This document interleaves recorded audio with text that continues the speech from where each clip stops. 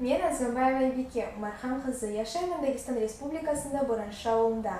Мен бірінші орынды алғанмын Ятлалар деген конкурсында.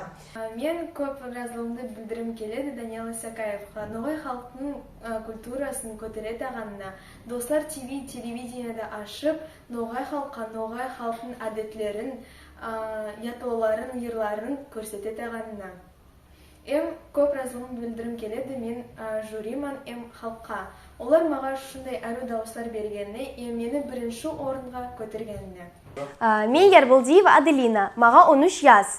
Менің тұқымым Бұйрабаз. Гүлзара Нуковаға бағысланған ятлау айтқамын.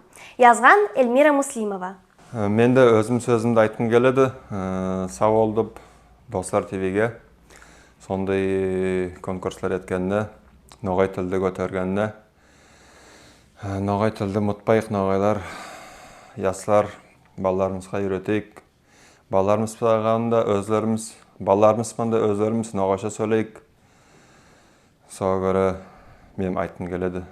Сау олыңыз, дауысларын берген еуқ қардашларымызға, тең достарымызға бек разы. Мен Зарифа Кажаева, Яшаймын Ұйсалған ауылында, маға 15 яз, менің тамғым Шуша. Бек разылығымды белдірім келеді, маға дауысларыңызды бергеніңізге. Сау болыңыздары болғанға. Амансыз ба, Ноғай халқым. Мен Капиева Азиза, Бимбет қызы. Қарасы оңда яшаймын, маға 13 яз, мен 9-шы. Достар ТВ-ға көрушілерге өз разылығымды білдіремін. Әлді сондай Ноғай конкурслар болғанын бек сүйемін. Ноғай кәністі, мұтпайық. Мен Исмаилова Амира, мен Шуша, Тирикли мектептен, ятлау өтпек, yazған Джамиля Аманбаева.